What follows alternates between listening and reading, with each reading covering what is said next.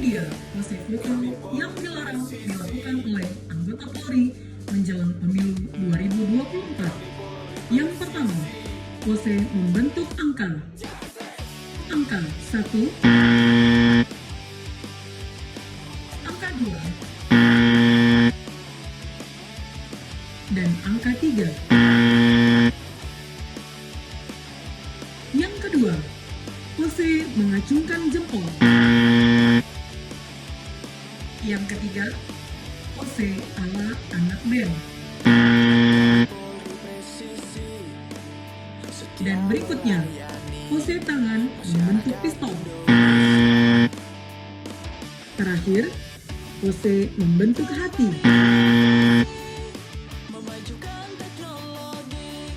Dan ini dia pose foto yang dipermainkan oleh anggota Polri, yaitu salam presisi dan pose melipat tangan.